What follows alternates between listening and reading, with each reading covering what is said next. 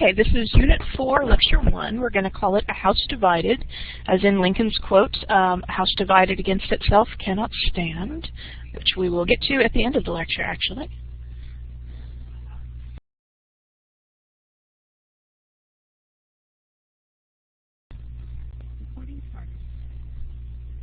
So now we've hit the 1840s. And we really start to see slavery move to the center stage of American politics. Not because of the abolitionist movement, though. It's taking center stage because of practical issues, because we're getting more territory, and we have to figure out what to do with it. By 1840, we've hit the end of sort of traditional Indian removal, even though as we move further west, they will continue to be removed. Virtually all of the land east of the Mississippi, though, is in white hands. And we're starting to see white settlers spread out further and further west, especially in that we get the Panic of 1837 there because of the collapse of the banking system and the depression that followed it. That sparked a lot of migration. Between about 1840 and 1845, about 5,000 immigrants made the journey by wagon, or actually a lot of them on foot, from someplace along the Missouri River. St. Joe's a big one. Independence, Missouri was probably the most important. Out across the plains, across the Rocky Mountains, to the Oregon Territory, to mostly the Willamette Valley. It was supposed to be one of the most fertile regions in the entire continent. Now we think of these wagon train days as being the days of, circle the wagons, there's an Indian attack. But at first, that really didn't happen. In the early days, your classic Oregon Trail days, Indian attacks were really rare. More often, travelers would trade with them or would pay them to be guides, especially over the mountains, and the travelers needed a lot of help. You know how if you played the old Oregon Trail game, you could choose what kind of traveler you wanted to be. You could be a farmer or a settler, farmer or a banker, something in the middle. Most of the people who actually went weren't farmers. Most of them were city people. They were factory workers. They were heading west to get the land that was no longer available in the east. And these people had no idea how to handle a team of oxen. They didn't know how much food to pack. They didn't know how to ford a river, so they needed that help from natives. The problems started when the travelers stopped traveling. When they got to Nebraska and were like, nope, I'm not going any further, let's put the fence up here. That's when the Indian attacks started. A different stream of migration brought thousands of members of a new church out into the Western Territories. Well, it's not actually fair to call them the Western Territories because neither Oregon nor Utah were U.S. territories at all. But these were the Mormons. Right? The Mormons were founded in 1820 by Joseph Smith. He was a young farmer in upstate New York, a part of that region that was so heavily inundated with Second Great Awakening revivals and preachers. And a lot of new churches, new prophets, new belief systems, new denominations were coming out of this era. So in all of the religious upheaval, you would think that this one little new thing would fit in pretty well. The problem that Joseph Smith ran into is that he was kind of going in a different direction than a lot of the other new religious groups were. The Second Great Awakening, like the first one, really emphasized personal knowledge and self-reliance and figuring things out for yourself. But Joseph Smith initially demanded pretty much absolute obedience from his followers. In the rest of the United States, there was a growing trend towards separating church and state, and Smith didn't support that at all. Of course, the most scandalous part, the part that got them into the most trouble, was that they practiced polygamy, which allows one man to have several wives. Very much the opposite of traditional 19th century morality. In mainstream 19th century morality, you have one wife and a whole bunch of mistresses, but you keep those secret at least. And the Mormons were not the only group to have trouble over their sex lives. We've talked about, the Shakers and Oneida and people like that. The Mormons stuck it out. Mobs drove them out of New York, then out of Ohio, then out of Missouri that settled up near Kansas City. And in 1839, they settled in Illinois. They were planning to stay there and await the second coming of Christ. But then Joseph Smith started talking about how his church shouldn't have to follow all the laws of Illinois or all the laws of the U.S., and he was arrested for inciting a riot. And when he was in jail awaiting trial, he was murdered. His successor was Brigham Young, the guy that the university is named for now. He led about 10,000 of his followers over the plains, over the mountains, to the shores of the Great Salt Lake in Utah. They specifically said they were looking for abandoned land where they could practice their religion in peace. Now, this land is not abandoned, but like most other white Americans, the Mormons did not consider natives to be like real people. When the local Ute people complained that the Mormons were siphoning off all their fresh water, Young authorized brutal reprisals against anyone caught using resources that the Mormons had claimed. During most of the 1840s, the U.S. and Britain jointly administered Oregon. This was not part of the Louisiana Purchase. Britain was still claiming this, and Utah was part of Mexico. But that didn't stop Americans from settling in either region. National boundaries really didn't mean a lot to folks back then. The 1840s saw more and more people act on the idea of manifest destiny, that white Americans specifically were chosen to spread across the continent. A settlement of Oregon did not directly raise the slavery question, but getting any part of Mexico would. And the nation of Mexico became independent from Spain in 1821. They fought a revolution. In land, they were nearly as large as the United States. In population, they were very good sized, about 6.5 million people. But most of those people lived in what is today the nation of Mexico. Their northern provinces, Texas, New Mexico, California, really only had a few isolated, sparsely settled outposts surrounded by Indian country. New Mexico Territory, which is bigger than just the state of New Mexico. New Mexico Territory included Arizona, part of Colorado, Utah, Nevada, a bit of Wyoming, I think a little bit of Montana as well. That territory had about 30,000 Spanish descendants. And in terms of their northern provinces, it was probably the most populated. It also had about 10,000 settled, Puebloized Indians, and God only knows how many of what the Mexican government termed wild Indians.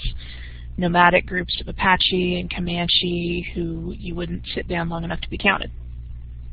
The Mexican government really wasted whatever was valuable in New Mexico Territory, did not give them much support at all.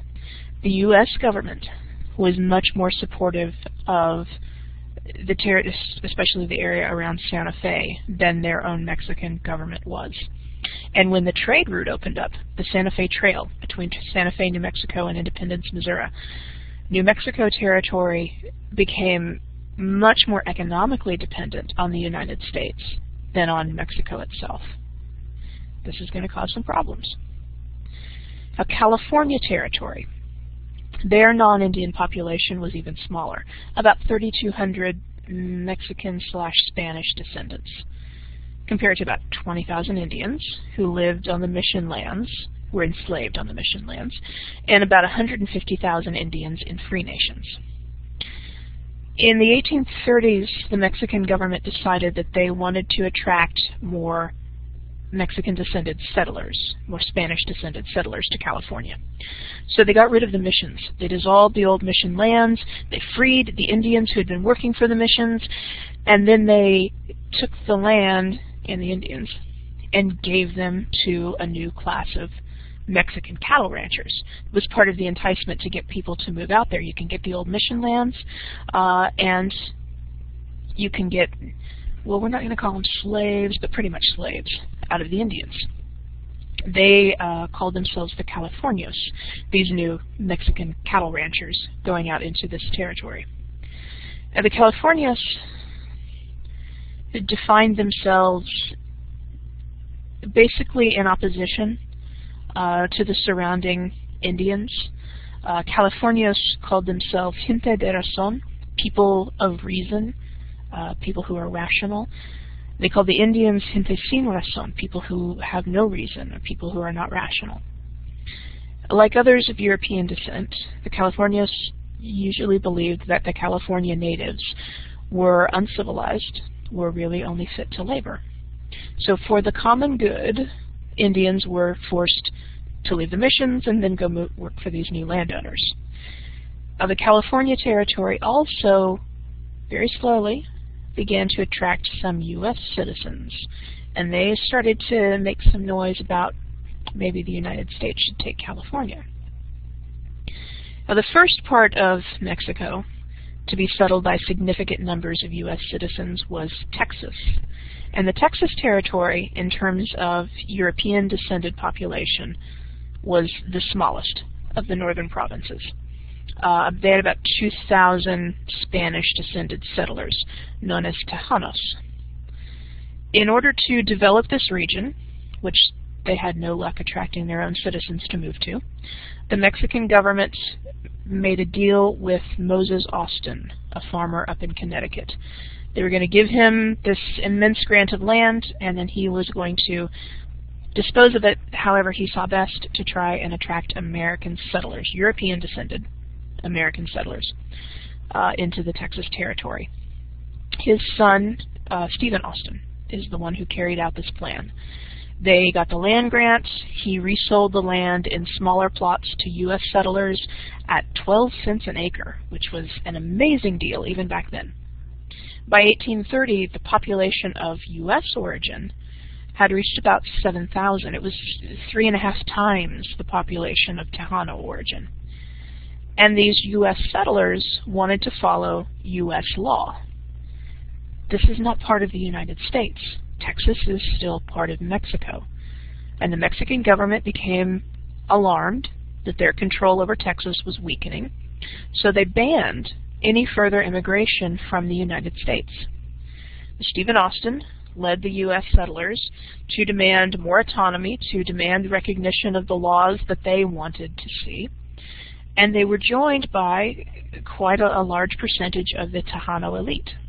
And the Tejano were mostly ranchers and big farmers, and they had benefited from the economic boom that these U.S. settlers had brought. And the slavery issue was also one of the contentious problems here. The Mexican government had abolished slavery, but in Texas, the local authorities let U.S. settlers bring slaves in with them. Now they were, fudging the details here. The settlers said that their slaves were indentured servants for life, and they would make their slaves sign a little contract saying that they owed money and they would work forever to pay for it. Well, in 1835, the president of Mexico, Santa Anna, had apparently just had enough. He sent an army into the Texas territory to enforce Mexican law, and that sparked the Texas Revolt. The rebels formed their own provisional government. They demanded Texas independence from Mexico. In the beginning, they didn't have a whole lot of luck. Of course, one of the most famous battles of the Texas independence was a massive loss for the Texans. March 13th, 1836, Santa Anna's army stormed the Alamo, a mission compound in San Antonio. Defeated, killed every one of the 187 American and Tejano defenders. And remember, the Alamo then became the big rallying cry of Texas independence. In April, though, the tide kind of turned. An army under Sam Houston routed Santa Anna's army at the Battle of San Jacinto, forced him to recognize Texan independence, and then Sam Houston was elected the first president of the Republic of Texas.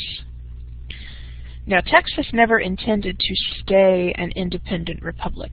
By 1837, they were already asking to join the United States. But President Jackson, who was still in office at the time, was worried that, first, if we add another slave state, it's going to cause problems.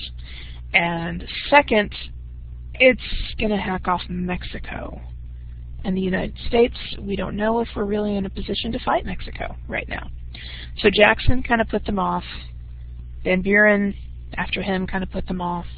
Settlers from the United States continued to pour into this land, most of them slave owners, taking up the best fertile cotton land. By 1845, the population of Texas had reached about 150,000 European-descended settlers. Now, when John Tyler became president, he really dug the idea of annexing Texas. You remember his presidency was not going very well. He was getting nothing done because he was a wino, that Whig in name only. Tyler's Secretary of State was John Calhoun. John Calhoun is a Southerner. He also likes the idea of taking Texas. He liked it so much that he wrote a letter, a secret letter to Southern politicians about it, which was accidentally leaked to the press, and that caused some issues. Calhoun's letter specifically said Texas should be admitted to the Union not just as one slave state, but as 5. He specifically linked Texas statehood to the expansion of slavery. Talk about upsetting the balance in Congress. Northerners were furious. Southerners kind of liked the idea. And once again, the United States is sitting on a powder keg with a big label called slavery. Henry Clay and former President Martin Van Buren got together to work out some kind of solution to this. They decided that the best thing to do would be to not mention slavery at all. We don't want slavery entering the national debate. It will tear the nation apart. So we got to find some way to get around this. They issued letters arguing that Texas should be left alone because making them a state will provoke Mexico. They said absolutely nothing about the slavery question. That is the point of these letters. Now, Van Buren had hoped that the Democrats would nominate him for president again in 1844, but this letter was a disaster for his candidacy. At the Democratic convention, Southern delegates just deserted him. They blamed him for the loss of these potential slave states. They nominated instead a little-known politician, former governor of Tennessee named James Polk. His main assets were he supported annexation and he was good buddies with Andrew Jackson, who is still a very popular figure. Now, like nearly all the presidents before him, Polk was a slave owner. He owned very large cotton plantations in Tennessee and Mississippi. Unlike most of the presidents before him, Polk was not, I know it's really difficult to say somebody could be a good slave owner, but he wasn't like a Washington kind of slave owner or a Jefferson kind of slave owner. Conditions on Polk's plantations were so bad that only half of the children lived to the age of 15. He had one of the highest runaway rates in the country. Northern politicians, Northern Democrats, were furious at this. First off, you're getting this guy who wants to upset the balance in Congress by making Texas a state. And secondly, you had to choose absolutely the worst slave owner in the country. Are you serious? Nobody's going to vote for this guy in the North. But to make Northerners happy, Polk said that the United States should not just annex Texas, that we should take Oregon territory as well, and then Oregon can be made into free states. See, balance, there we go. He wanted to kick Britain out of the Oregon territory all the way up to the 5440 line, latitude 5440. And in fact, that was the slogan of his campaign, 5440 or fight. We'll annex Texas, they want to join us, so we'll just take them, no problem. And if the British put up a fuss, by God, we'll go to war. Well, Polk was the first, what they call a dark horse candidate, completely unexpected. The bitterness over of Van Buren and his allies over this betrayal would affect U.S. politics for years to come. Polk may have been a virtual unknown, but he became president with a very clear set of goals. He wants to reduce the tariff. He wants to reestablish that independent treasury system, get our finances worked out. He wants to settle the Oregon dispute. And you know, while we're at it, maybe we can buy California from Mexico. Well, Congress pretty quickly enacted those first two goals. The third, Oregon, was accomplished in an agreement with Britain that divided, or that set the U.S.-Canadian border at the 49th parallel. Now, Polk had campaigned on a slogan of 5440, or fight. And Northerners said, excuse me, we were 5 degrees off here, why not fight? And Polk is saying now, well, we may actually have to go to war over this whole Texas-California thing that I want to get. So I don't want to go to war with Mexico and then also have to fight with Great Britain. Well, Northerners are really PO'd about this, right? He promised to buy California territory and fight for Oregon territory. But now it looks like he's only willing to fight for territory that will be slave territory. This is not good to them. Polk did manage to get the Willamette Valley, got the harbor at Puget Sound. Those were both very important. Getting California, a lot more troublesome. Polk did offer to buy it. Mexico refused. And by the spring of '46, we were headed for war. In April, Polk ordered U.S. troops, a little pin up here, under the command of Zachary Taylor, to move into the disputed area here. This stripy zone here. See, Texas, the Republic of Texas, still an independent nation, claimed that their southern border was the Rio Grande here, right, where the southern border of Texas is today. Mexico, though, claimed that the southern border of independent Texas was actually the Nueces River, which is all of this, right? So all of this stripy territory is disputed. Polk moved, or ordered U.S. troops to move into this disputed territory, basically to provoke some kind of fight. He wanted to be able to say that Mexicans had shed blood on American soil, which is what happened. Polk called for a declaration of war as soon as the Mexicans fired on U.S. troops. Now, the Mexican War was the first U.S. conflict to be fought mostly on foreign soil, and it's the first where U.S. troops occupied a foreign capital. A majority of Americans supported the war. They, inspired by Manifest Destiny, were going out and were claiming this territory.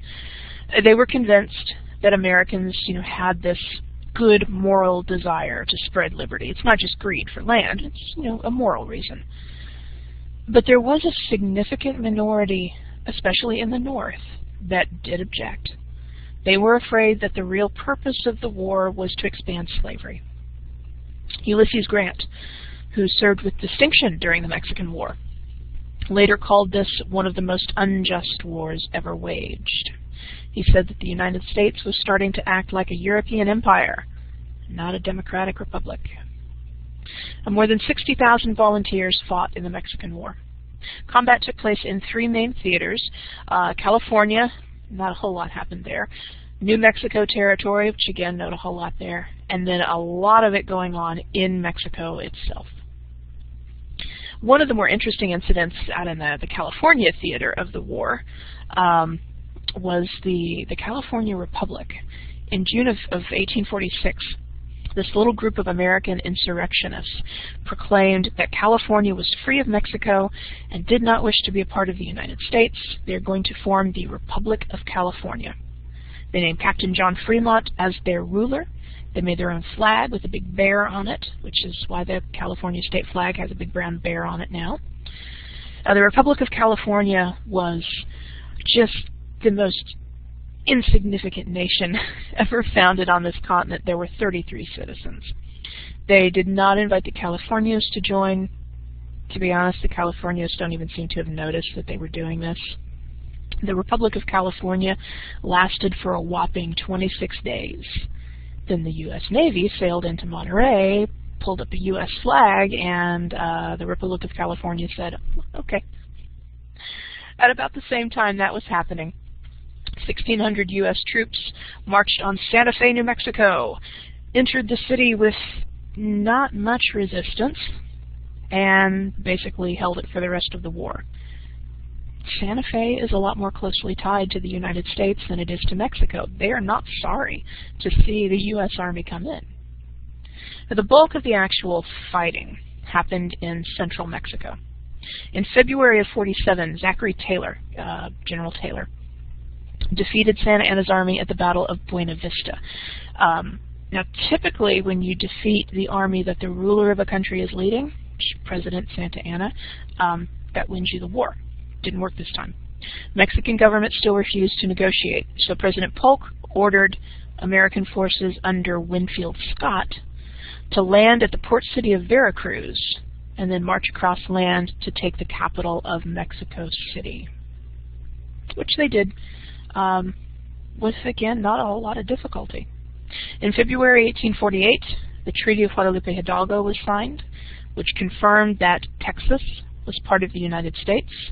It also ceded California and the entire New Mexico territory. In exchange, the United States did pay a pittance, about $15 million, to Mexico. Now, this territory, they call it the Mexican Cession, that established pretty much the present-day boundaries of the continental United States, except for a little tiny sliver of land down in southern Arizona and New Mexico, which we're not even going to talk about. Now, with the end of the Mexican War, the United States gained 500,000 square miles of Mexico's territory. A region that for millennia had been united was now suddenly split into. Divided families, cut off trade routes, caused quite a bit of a crisis, actually, for a lot of the native nations living in this area. Like, there are some nations today that some of the people are Mexican citizens, some of their people are U.S. citizens, but they're all still that nation, like the Commune Nation. Some live in San Diego, others live in Baja California. There are a couple of Apache bands that are split across the border as well. An estimated 75 to 100,000 Spanish-speaking Mexicans and well over 150,000 Indians lived in this territory. Now, the Treaty of Guadalupe Hidalgo, guaranteed that male citizens of the region would have all the rights of U.S. citizens. That ruling was really only used to protect the rights of long-established, wealthy Mexican landowners. As for the Indians, whose homelands and hunting grounds have suddenly become part of the United States, the treaty referred to them only as savage tribes. The spirit of manifest destiny was very much at work here. It gave new life to ideas of racial superiority. This expansion, winning this war, getting this territory, this was seen as proof that the Anglo-Saxon race was superior. Anglo-Saxon, as white Americans used the term in the 1840s, was mostly a made-up idea. There had been an Anglo-Saxon people 800 years before. By the time we get to the mid-1800s, they're all mixed in with Celts and Franks and Norse and all sorts of other people. So when white Americans called themselves Anglo-Saxon, they were really using it to describe the opposite of everything they didn't like. So it's not what Anglo-Saxon was, it's what Anglo-Saxon wasn't. Anglo-Saxon meant not black, not Indian, not Latino, not Catholic, not Jewish. The U.S. magazine, which I think we've talked about before, a very popular magazine, said that race was the key to the history of nations and the rise and fall of empires. As long as the United States remains an Anglo-Saxon empire, it will stay strong. In the mid-1800s, the idea of race was very stretchable. It wasn't just about color. It was about culture and national origin and religion and class. In any event, race is a social construct. It means what the people in charge want it to mean. It means who they want to exclude. And at this point, it was not a simple construct. It didn't become simplified into black, white, Indian, Asian until the mid-1900s. In 1911, the United States Immigration Commission published a dictionary of the races that listed 27 distinct races. And then just to be extra gross, ranked them from most civilized to least civilized. Southern Italians at the very bottom. They were allegedly naturally criminal. But during this time period, the mid-1800s, the people in charge really believed that there was a link between the supposedly inborn, liberty-loving qualities of Anglo-Saxon Protestants and American expansion. The annexation of Texas, the conquest of the Mexican cession, that was seen as the triumph of Anglo-Saxon over people that they saw as inferior. Now, the American system of race relations was pretty devastating for a lot of these people. Texas had already demonstrated that. Mexico had abolished slavery. They declared that all people were equal before the law, all men were equal before the law. But the Texas Constitution not only protected slavery, it denied civil rights to Indians, to free people of African descent. Only whites were allowed to buy land. Free blacks weren't allowed to enter the state at all. Local circumstances kind of affected how the races were defined in this new land. Texas defined Spanish Mexicans, especially if they were part of the social elite, as white. But the people of New Mexico and Arizona, whether they were European-descended Mexicans or Indian, were all considered too Mexican for self-government. So Texas became a state in 1845. Arizona and New Mexico had larger populations, but they didn't become states until 1912. Now, California had a non-Indian population of less than 15,000 people when the war ended. For most of the 1840s, 10 times as many U.S. citizens immigrated to Oregon as California. But that changed dramatically in January of 1848, when gold was discovered in the foothills of the Sierra Nevada mountains at a sawmill owned by a Swiss immigrant named Johann Sutter. A mania for gold spread all over the world, fanned by newspapers that published rags to riches stories. Newcomers just poured into California. Not just people from the east heading west, but literally people from all over the world. California's non-Indian population, 15,000 in 1848, rose to 200,000 by 1852 and 360,000 by 1860. This was actually a very diverse population. Miners came in from Mexico, from South America. There's a big mining industry already in Chile, so people came in from there. Tens of thousands of Easterners who'd never seen a mine came in. Irish and Germans and Italians and Australians. About 25,000 Chinese came between 49 and 52. San Francisco had only about 1,000 people in 1848, but it became kind of the gateway to El Dorado, the place that everybody came to head out into the mountains. By 1850, San Francisco had 30,000 residents, and it was at that point the world's most ethnically diverse city. Now, most of these gold rush migrants were young women. Young men. Goodness gracious. Women were there. There were women running restaurants and boarding houses, etc. But the male-female California in ratio in California was very skewed. In some places 4-to-1. If you got real lucky, it could be down to 3-to-1. But with all of these men heading out looking to strike it rich, the early surface mines were exhausted very quickly. Your stereotypical Yosemite Sam kind of prospector, he didn't last very long. He got kicked out of the way real quickly by corporate mining. One guy by himself, or even a group of men working together, cannot manage deep shaft mining. They can't afford the equipment, even if they know how to use it. So the corporations come in. Now, the coming of the corporate mines really worsened California's conflicts, the conflicts between ethnic groups especially. And they began to struggle fiercely over what little gold was left on the surface. The law became very fragile in Gold Rush, California. In 1851 and again in 56, essentially vigilante groups took control of the area around San Francisco. Legal courts were basically ignored. Anybody who was accused of a crime could be executed without trial. White miners organized groups to try and kick out foreign miners, which would include Mexicans and Chileans and Chinese and Indians. The state legislature imposed a tax of $20 a month on foreign miners, which drove most of them out of the state. Factory workers made maybe $20 a month, and miners had no guaranteed income at all.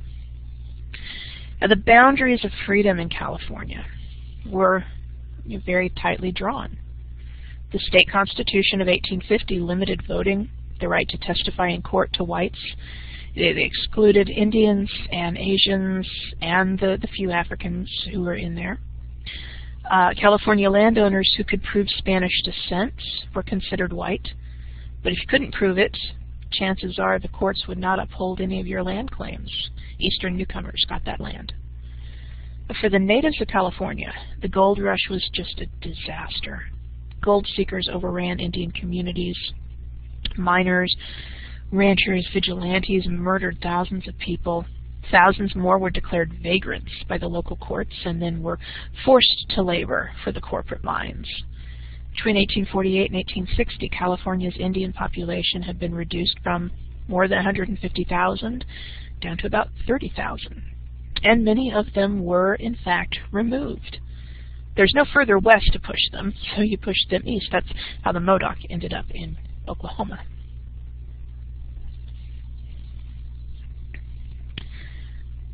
Now, victory over Mexico added more territory, actually, than the Louisiana Purchase had. But getting that territory raised the fatal issue of slavery again, whether slavery should be allowed to expand.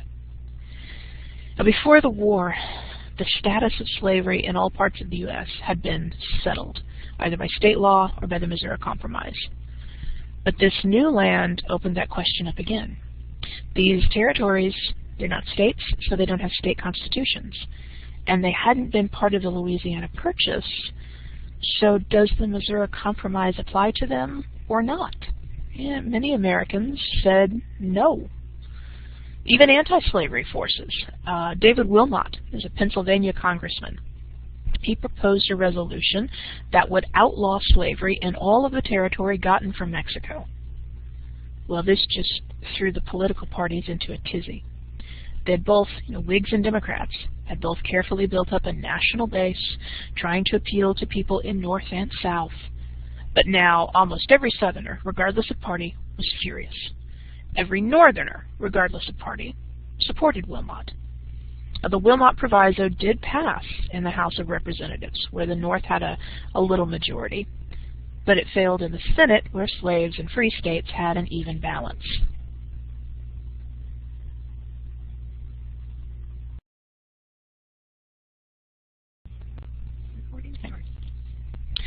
So the people who were really afraid to see slavery expand decided to form their own political party. They called it the Free Soil Party.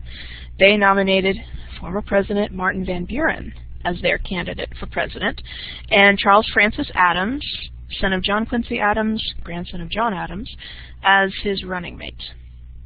The Democrats nominated Lewis Cass of Michigan.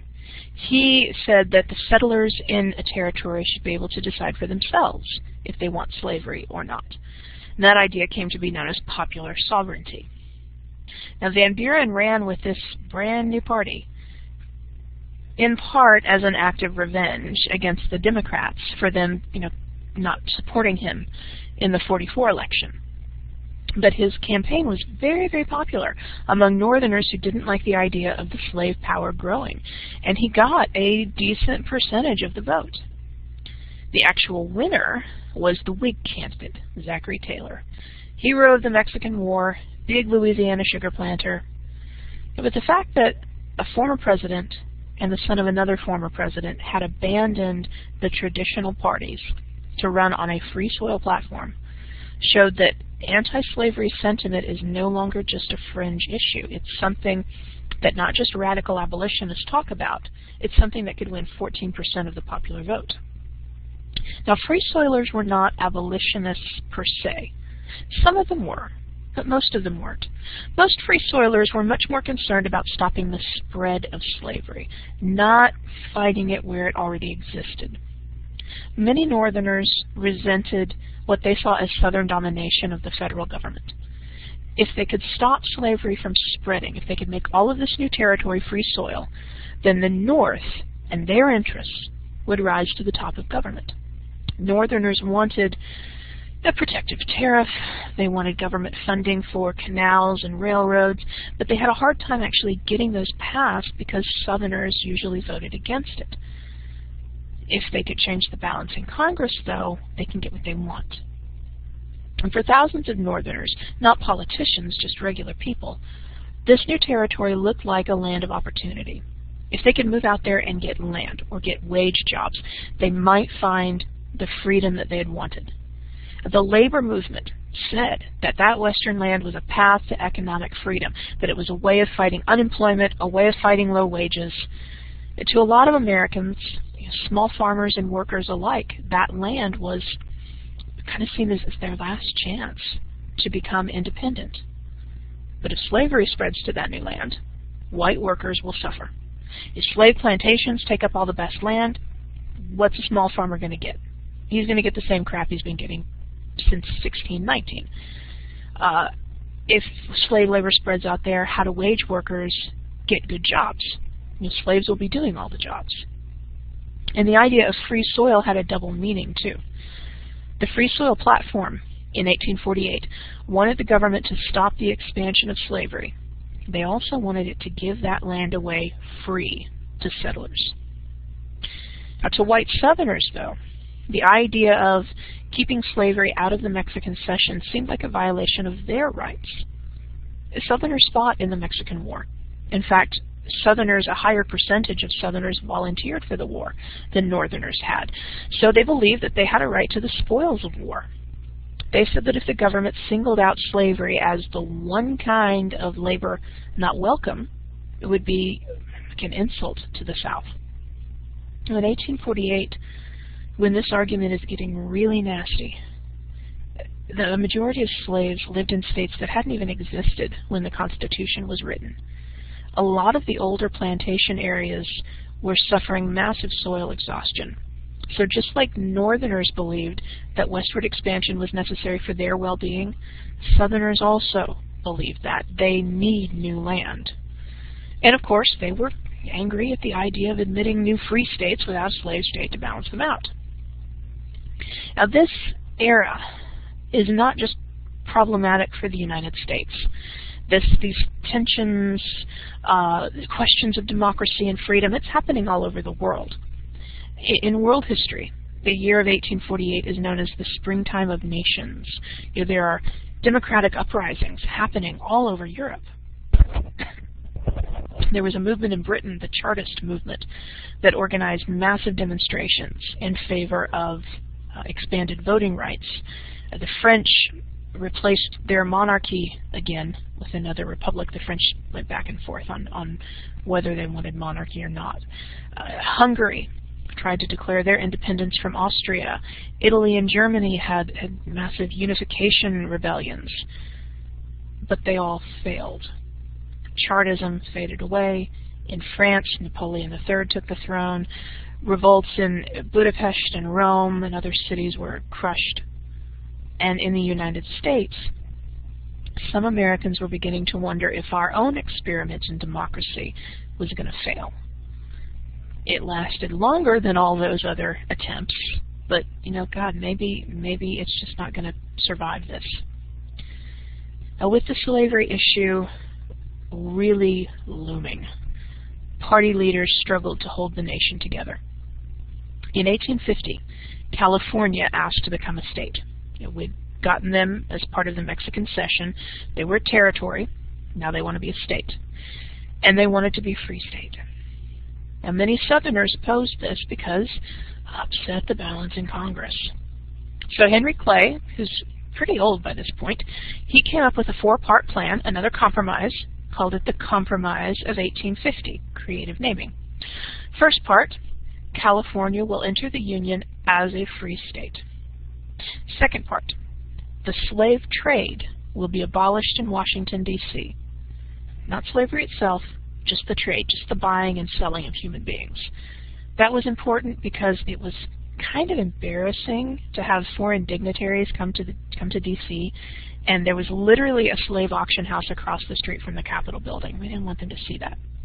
So under the compromise, you can keep your slaves, just can't sell them in D.C. Part 3. The Fugitive Slave Act will be made stronger. Northerners will face more penalties if they don't return runaway slaves. And Part 4. Any territory that wants to become a state will have popular sovereignty. The people there will decide for themselves whether they want to be slave or free. The powerful leaders spoke on every side of this issue. Daniel Webster of Massachusetts says this is disgusting, but if it's the price of peace, I'll take it. John Calhoun from South Carolina was too old and ill to speak, but he sent a letter to be read to the Senate. And in that letter, Calhoun wrote that slavery must be protected by the national government, and indeed it must be extended.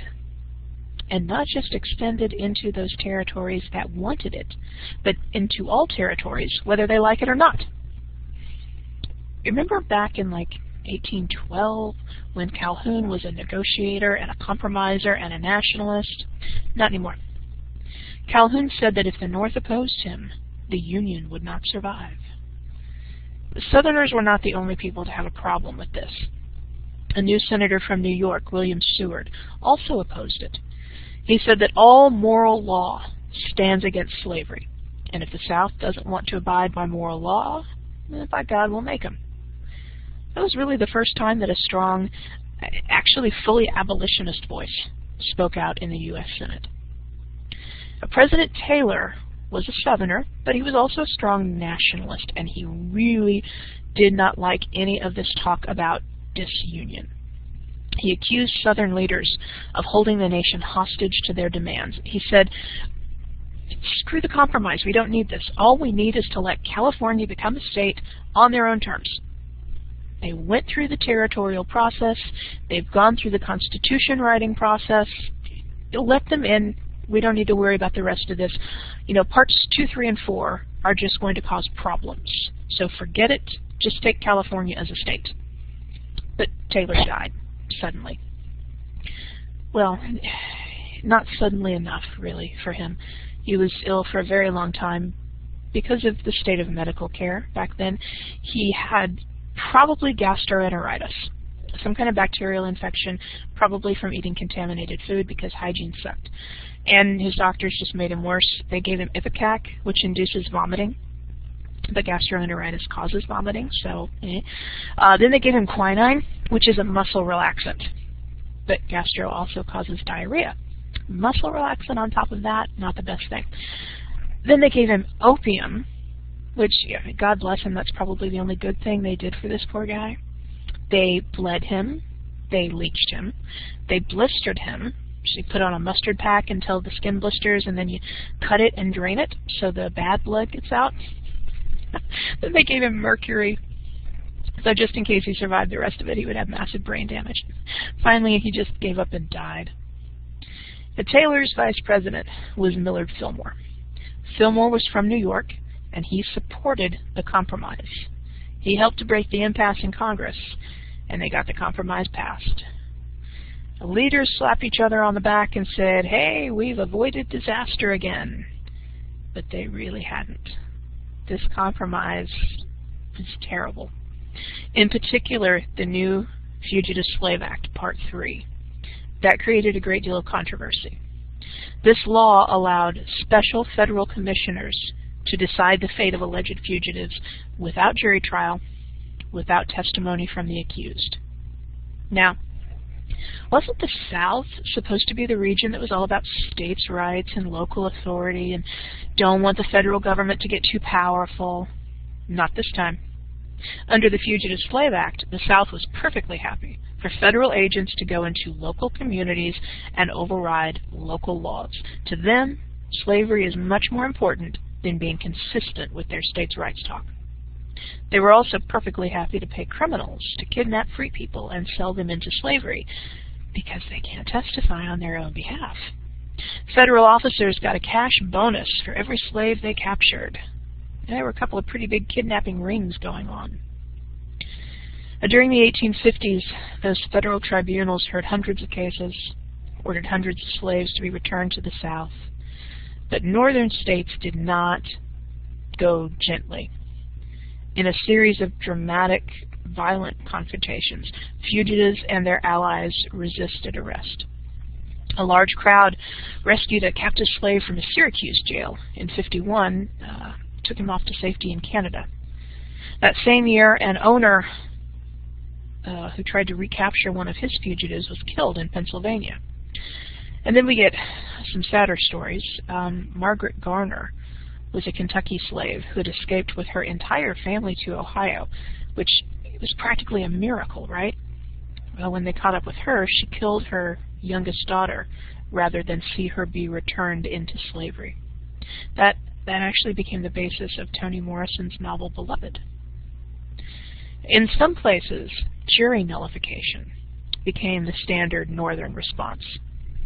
See, people who were accused of being fugitive slaves did not get jury trials, so this won't help them.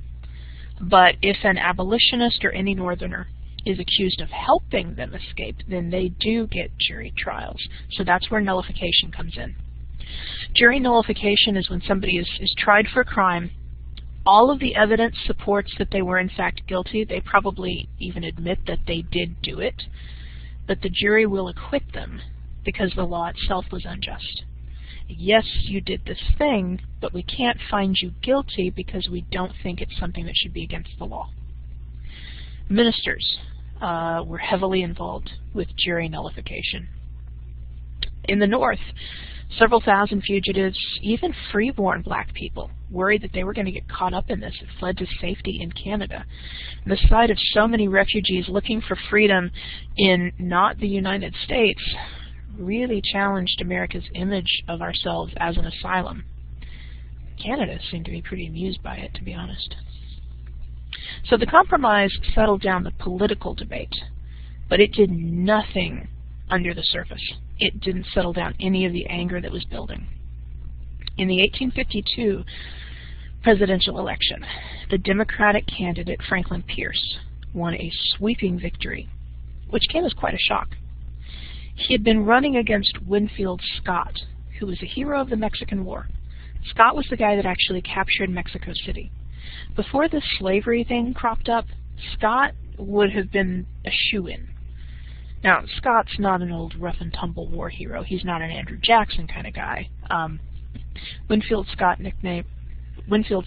nickname was Old Fuss and Feathers. But, you know, still, you got a general, war hero, running against a career politician. He should have had no trouble at all. But Scott had a reputation of being not just free soil, but potentially, secretly, maybe being an abolitionist. Franklin Pierce, on the other hand, supported the compromise. The voters, they just wanted this whole issue to settle down and go away, and Franklin Pierce looked like more of a settle down and go away kind of guy. Pierce's administration was a disaster. He's unwillingly, he oversaw the collapse of a party system that had been in place since the age of Jackson. In 1854, the old political order finally just buckled under the pressure of all these sectional divisions. Early in '54, Illinois Senator Stephen Douglas, who was a Democrat, introduced a bill to create territorial governments for Kansas and Nebraska. They were both part of the Louisiana Purchase. Douglas saw himself as the new leader of the Senate. He wanted to be, one of those compromisers. Henry Clay and Daniel Webster and John Calhoun, they built their reputations being these compromisers. But they've all died. And Douglas is kind of the only guy left in the Senate who wants to compromise. And you don't compromise with just one person there. You need at least one other person to get things done. Now, Douglas had some things that he wanted to accomplish. He wanted to develop that Western Territory for industry. He wanted a transcontinental railroad, one long line that would link east to west. But, right in the middle, you've got all this unorganized territory, and Douglas doesn't think that he can get the railroads to try and build through there if there's not at least a territorial government in place. Now, Southerners in Congress were not willing to let new free territories organize because free territories become free states, and they're not having it. Kansas and Nebraska are both part of the Louisiana Compromise, which means they both have to adhere to the Louisiana Purchase. So they both have to adhere to the Missouri Compromise. The Missouri Compromise that says everything north of the 3630 line has to be free. Well, Douglas can't get Southerners to agree to let them organize territorial governments if they have to be free. So he hoped that he could get Southern support by appealing to popular sovereignty. He let the people of Kansas and Nebraska decide for themselves if they want to be slave or free. That way the South has an equal shot. Douglas really hoped if he could push this through, he might get the Democratic nomination for president in 1856. That's what his goal here is. Now, Kansas and Nebraska lay directly in the path of westward migration. They also lay entirely north of the Missouri Compromise line.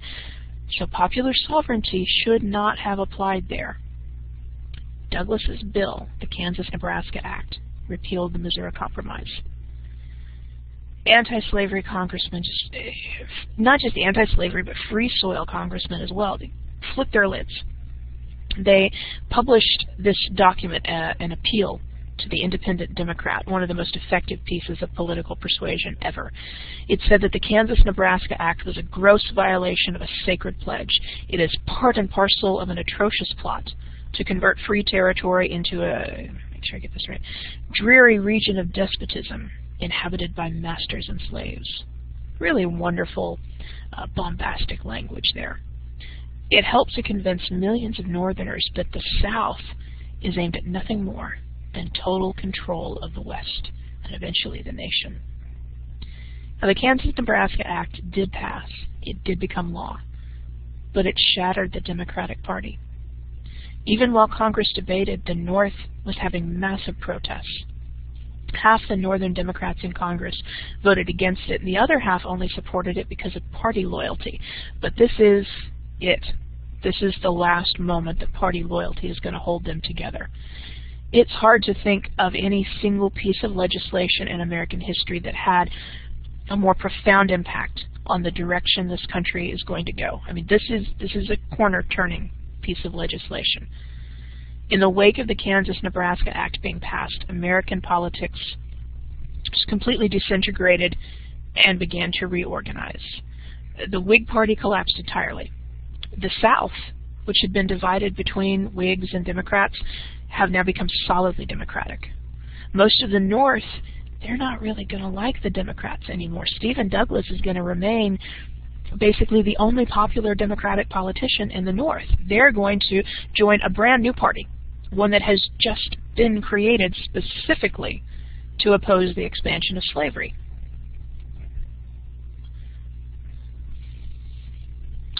The disruptive impact of slavery on the traditional parties was the immediate cause of the creation of the Republican Party in the mid-1850s. But free soil wasn't their only issue. They were also concerned about economic and social change. This was a period of really explosive economic growth in the North. A lot of railroad.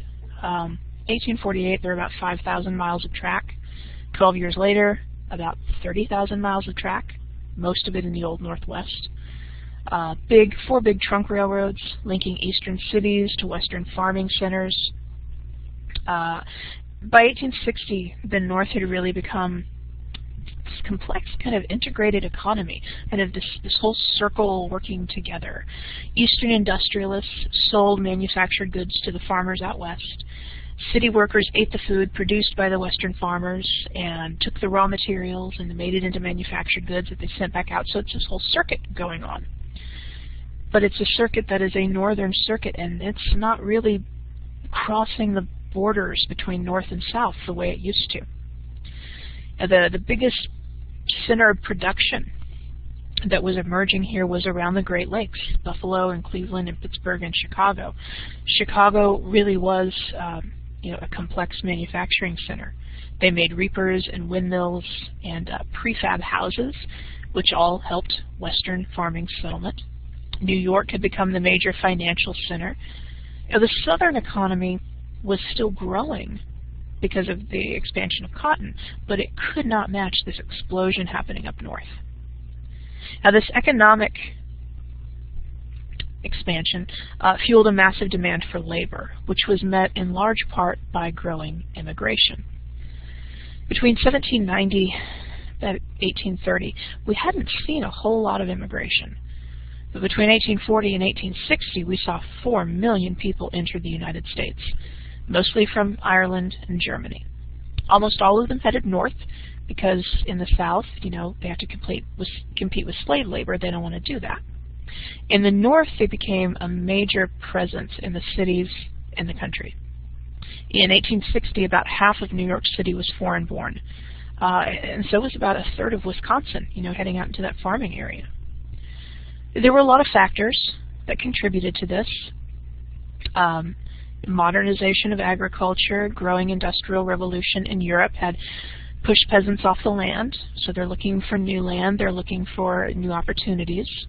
America also offered them some political freedoms, some religious freedom, even at this point some for Catholics, and so that attracted a lot of people from Ireland. Most of the immigrants were refugees from disaster. A lot of German immigrants came after their failed revolution in '48. Most of the Irish came during the potato famine between 1845 and 1851. And I don't think we're going to talk in too much detail about the potato famine. Now, Protestant immigrants, which was mostly the Germans, they were pretty easily absorbed. But the ones coming in from Ireland faced really intense hostility. As Catholics, they faced religious discrimination left over from the Reformation 300 years before. The Irish immigration in particular raised the power of the Catholic Church, which before had only been very minor. Now, during this era, the 1840s and the 1850s, the church became much more assertive. Archbishop Hughes of New York City encouraged Catholic parents to send their children to Catholic schools rather than to this growing public school movement. He very aggressively tried to get Protestant converts. He and most other Catholics vigorously opposed those Protestant reform movements, especially temperance and also abolition, because abolition and temperance and the other reform movements all kind of work together. Now, this Irish influx really alarmed many native-born Americans. Now, those who were afraid of immigration were called nativists. They blamed immigrants for crime and corruption and drunkenness, all of which had been problems long before the immigrants arrived. They accused the immigrants of hurting the economy. They're taking jobs away from native-born Americans. The Irish got caught up in the urban political machines of the Democratic Party because local party bosses would give them jobs, would give them poor relief. And so nativists said that that proved that the Irish don't understand democracy, that they're kind of naturally corrupt. The stereotypes of the Irish were actually very similar to stereotypes of African Americans. They were supposedly not capable of reason, not suited to freedom. And nativism became a major political movement in 1854 with the creation of the Know Nothing Party. Now, officially, they were the American Party, but if you questioned them about what they believed, they were supposed to say, "I know nothing." So we call them the Know Nothings. This party was all about making sure that only native-born Americans could hold office. Well, native-born, white, Protestant American men. I should be more specific there. They were apparently terrified of the Catholic Church. They said that the church was trying to undermine public education, undermine reform, and the Know-Nothings became very briefly popular in areas that were getting a lot of immigration. Massachusetts, Boston got a tremendous amount of Irish immigration. So the Know-Nothings in 1854 absolutely swept the state elections. The governor was a Know-Nothing.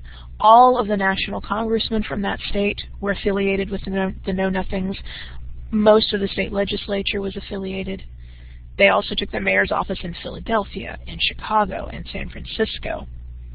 In many states, nativists became a major part of the anti-Kansas-Nebraska coalition. In the North, the Know-Nothings kind of combined anti-Catholicism with anti-slavery and also anti-liquor, and it formed this sort of nasty little coalition there. Now, Irish immigrants were discriminated against in jobs, in housing, in education, but it is kind of remarkable how little the Know-Nothings were able to actually keep them out of politics. Of course, all Western European immigrants benefited from being white. Southern Europeans didn't, but we weren't really getting many of them yet. But during the 1850s, free African Americans found these Irish immigrants especially pushing them out of jobs that native-born men didn't want, being servants and unskilled workers. And the immigrants mostly had the good fortune to come after white male suffrage had become the norm. Most of them automatically got the right to vote. And in general, the places where the Know-Nothings worked hardest to keep them out are the places where they are now sort of most stereotypically associated with, in New York and Boston and Philadelphia.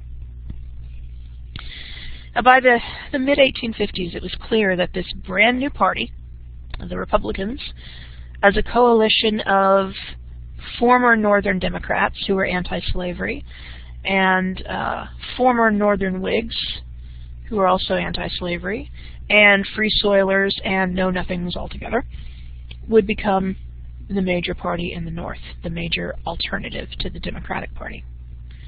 The Republicans managed to convince most Northerners that the slave power was the biggest threat to Northern freedom. The Republicans' appeal rested on the idea of free labor. Now, we have to be careful with this term. Free labor does not mean working for free. Does not mean that. If it meant that, you wouldn't have to take a class in it because it would just be obvious.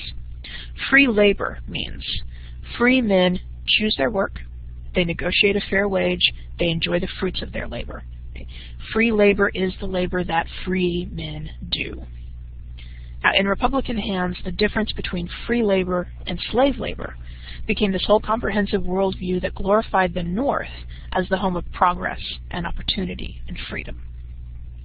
According to the Republicans, the real defining quality of Northern society was that it offered an opportunity to working men to raise themselves up to the status of a landowning farmer or an independent craftsman. Kind of that American dream idea. You work real hard, you put in the effort, and then you can raise yourself up. Now, Republicans said that a slave system created a social order where it didn't matter how hard you worked. People who didn't work at all sat at the top, and people who did all the work could never advance. And the struggle over the territories, particularly Kansas territory, was a contest over which of these two systems would dominate the nation. Under the banner of free labor, Northerners of lots of different backgrounds rallied in defense of their own freedom and of free society. They wanted to stop the spread of slavery. Now, most Republicans, again, like most Free Soilers, are not abolitionists. They don't care about attacking it where it exists. But many party leaders believed that these two systems, slave labor and free labor, were incompatible, and one day they would have to be resolved. William Seward of New York said that the United States must and will, sooner or later, become either entirely a slaveholding nation or entirely a free labor nation. But many Republican leaders, like every politician before them, hoped that they could put that decision off for as long as possible. Now, we tend to date the start of the Civil War from 1861, the Battle of Fort Sumter. But the first shots were really fired in the 1850s, not very far from here, near the border between Kansas and Missouri. Kansas had become a real hotbed of conflict. When the Kansas-Nebraska Act was passed, it opened up this territory to popular sovereignty. Whatever side gets the most settlers in Kansas, they will win that territory. So there was kind of a free-for-all of the different regions trying to outnumber each other. Ultimately, it settled down to where Kansas had a majority free soil population. Most of the settlers in Kansas had come from northern states specifically to make Kansas a free territory. Not all of them. There were some substantial pro-slavery settlements in Kansas. Leavenworth, Lecompton, Atchison, they were pro-slavery. But most of the pro-slavery sentiment in Kansas Territory wasn't coming from people who actually lived there. Most of it was coming from folks in Missouri who lived near the border. Missouri's a slave state. They would cross over to attack free soil Kansas towns and vote illegally in Kansas territorial elections. Now, the big election, the big territorial election, the one that decided whether they wanted to be slave or free territory, was held in 1854. 6,000 votes were cast in that election. Kansas only had 1,500 registered voters. There were literally more pro-slavery votes than Kansas had voters. It's obviously a fraudulent election. There was a lot of talk in the national news, in the national government about it, but ultimately President Pierce decided to accept it. He declared that the pro-slavery forces in Kansas had won. They should organize a territorial government. They should start writing a pro-slavery constitution. Meanwhile, the Free Soilers and the abolitionists in Kansas decided to not obey. They decided to form their own government, kind of a shadow government. Their constitution, the Wyandotte Constitution, was eventually adopted as the state constitution of Kansas. Eventually, but not right now. Because right now what's happening is President Pierce is going to try and punish those Free Soilers. He declared that their attempts at forming a government was illegal and illegitimate, that the fraudulently elected pro-slavery government was legit, and he demanded that the territorial militia hunt down and stop Free Soilers. And just a tremendous amount of violence followed, which we now call the Border War. You've heard of the Border War probably in terms of sports, when KU fights University of Missouri, or when KU plays a game against the University of Missouri. It's called the Border War. It comes from this Bleeding Kansas era, and in fact there is, I made that too small, there is a KU t-shirt. It's got a picture of an abolitionist named John Brown holding a rifle in one hand, and it says, "Kansas, keeping America safe from Missouri since 1854. That goes back to this Bleeding Kansas era. It was actually quite a surprise to many national politicians how very well armed the Free Soilers in Kansas were. It was actually illegal to bring firearms into Kansas territory because they knew it was a hornet's nest, right? You've got people from free states and from slave states both competing. Tensions are going to get high. We don't want them shooting at each other, so it's not legal to bring firearms in. And yet somehow those Free Soilers had weapons to defend themselves against the territorial militia. I don't know if you ever heard of it, but Sharps rifles, like John Brown is holding in this mural from the Kansas State House, Sharps rifles used to be known as Beecher's Bibles. And again, it goes back to this Bleeding Kansas thing. Henry Beecher was a minister and a brother of Harriet Beecher Stowe, who wrote Uncle Tom's Cabin. He went on a tour of the North, around to a lot of different congregations, raised a lot of money. He said that slave owners don't understand the Bible, or they wouldn't be slave owners, but they can understand a gun. So he collected all this money, he bought a whole bunch of Sharps rifles, packed them up in crates, and then stamped them labeled as Bibles. Because, like, railroad officials are not going to pry open a crate full of Bibles, right? That's kind of sacrilegious. So you can smuggle these guns into Kansas by claiming that the crates are filled with Bibles. So that's why these are called Beecher's Bibles. Now, there were attacks on Free Soilers near Topeka. There was an attack on the settlement actually near Fort Scott. The city of Lawrence, which was sort of the hub of abolitionist Kansas, that was sacked. Twice, actually. Once during the actual Civil War. Quantrill's raid was during the Civil War, and then once before during this Bleeding Kansas period. This first attack was actually led by their own sheriff. The sheriff of Douglas County, Kansas was pro-slavery. He had been elected by pro-slavery Missourians voting in a Kansas election. But at least he was a resident of Kansas Territory. He was mad because he'd tried to arrest those free soilers and they'd shot at him. So he went over to Missouri, gathered up about 800 pro-slavery men, brought them back over, and they burned Lawrence almost to the ground. They killed no citizens, although one of the attackers died when they blew up the Free State Hotel and part of it fell on him. They really went after the newspapers. And there were 2 abolitionist newspapers in Lawrence, and the Missourians destroyed both of them, broke up the presses, tossed the typeset into the river. Well, free soilers retaliated, and that was led by John Brown. John Brown was an outright abolitionist, a little different than most other abolitionists, partly because he believed that there was no difference between the races. He didn't just believe that slavery should be outlawed. He believed that African Americans had just as much right to equal citizenship as white Americans. John Brown also believed that if a slave owner would not listen to reason, then he should die. In the aftermath of the attack on Lawrence, Brown and a group of his followers attacked several pro-slavery settlements along Pottawatomie Creek in the eastern border of Kansas, near the eastern border. 5 pro-slavery men were killed with machetes. Although on at least one occasion, I think at the second house they were at, Brown did ask first if the men had been involved in the attack on Lawrence, and when they said no, he did go away and leave them alone. The other houses he seems to have stabbed first and asked later. The sacking of Lawrence and the retaliation on Pottawatomie Creek made the national news again, national political debate again. The new senator from Massachusetts, Charles Sumner, gave this big speech speaking out against the violence done by pro-slavery Missourians. A Southern senator got up to criticize him. A part of his speech was legitimate. He did note that Sumner had not criticized John Brown at all, which he probably should have done.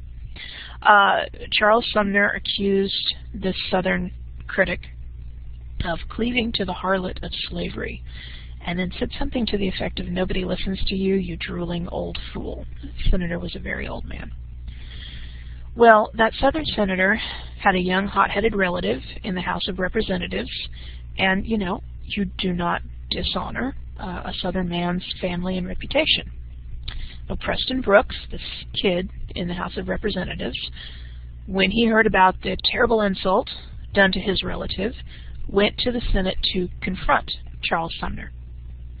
He found Sumner at his desk in a mostly deserted Senate chamber, posted a friend to stand guard at the door, and then proceeded to attack Sumner with his walking stick. Sumner collapsed on the floor of the Senate, and Brooks beat him almost to death. Now, Charles Sumner became a hero to free soilers and to abolitionists. He spent most of the next year at home trying to recover, and he never really completely did recover from spinal damage. While he was still convalescing, while they didn't even know if he was going to live or die, his constituents re-elected him to the Senate. They were so proud of him for standing up to the South and taking a beating, if that's what it took. Now, on the other side, Preston Brooks became a hero to his constituents. They re-elected him. Churches all over the South took up collections to send him pretty walking sticks so he could beat the hell out of all the abolitionists in Congress. In the aftermath of this, the government really began to break down, almost to shut down. Congressmen began to carry loaded pistols and swords into chambers. The atmosphere became very tense, and it was extremely difficult to get anyone to cross the aisle and even speak to a member from a different region, let alone work out an actual compromise. From this point, war is going to happen. It is inevitable because communication has stopped. And it's all ultimately down to bleeding Kansas. All of this weighed heavily in the presidential election of '56. The Republicans chose John Fremont. They drafted a platform that strongly opposed letting slavery expand. The Democrats nominated James Buchanan. Buchanan's major selling point was that he was a diplomat, and he had been out of the country when the Kansas-Nebraska Act was passed, when Bleeding Kansas started, so he couldn't be blamed for any of it. The Democrats supported popular sovereignty. The Republicans actually did really well. They'd only been created 2 years before, and they won 11 states. But 11 is not enough to win the whole election. Buchanan won every slave state, plus Illinois, Indiana, and Pennsylvania. So the parties have now, the nation is divided along sectional lines. The Whigs have been completely destroyed by sectional issues, by the slavery question. They're not running anybody in this election.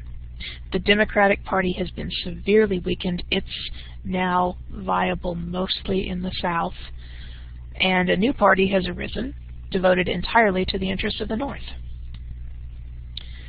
Now, the final collapse of the party system took place during the administration of a president who was a strong believer in the Union, who was committed to pacifying these sectional emotions. Few presidents failed more disastrously in what they set out to accomplish than James Buchanan. Buchanan, to really understand him, he just doesn't want to get blamed, right? That's how he got elected. He got elected president because he couldn't be blamed for all the crap that had been happening throughout the 1850s. And he's going to kind of carry that with him. Even before he took office, Buchanan became aware of a Supreme Court decision, an impending Supreme Court decision that might take the slavery question out of his hands. And he's very happy about that. That's the case of Dred Scott. During the 1830s, Scott had gone with his owner. Dred Scott was a slave in Missouri. He had been taken to Illinois. And in Illinois, slavery is illegal under state law. And then he was taken out of Illinois to Wisconsin, where slavery was barred by the Missouri Compromise. And then he was taken back into Missouri. Well, Scott sued for his freedom. He claimed that once he set foot on free soil, once he set foot in Illinois where slavery was illegal, he ceased to be a slave. So his owner had no right to take him anywhere else or make him return to a slave state. Now, the Dred Scott decision is one of the most infamous in the long history of the court. The justices addressed 3 questions. Can a black person be a citizen and therefore sue? Second, does residence in a free state make a slave free? Third, does Congress have the power to outlaw slavery in a territory at all? Should the Missouri Compromise have been passed? Each of the 9 justices wrote up their own little opinion, but essentially the court was divided 6-3 against Dred Scott. Speaking for the majority, Chief Justice Taney. You remember Taney? Taney's the guy that was appointed by Andrew Jackson because Taney doesn't give a crap what the law is. That's Taney. Taney wrote the most famous majority opinion. He declared, first of all, Dred Scott is not a citizen. Therefore, he had no standing to sue. Now, Taney could have said that Dred Scott was not a citizen because he was a slave, but that's not what he said. Taney said that Dred Scott was not a citizen because he was black, and no black person was or could become a U.S. citizen. Taney said African Americans had no rights which the white man is bound to respect. And that's bad enough. And the court didn't stop there. They could have.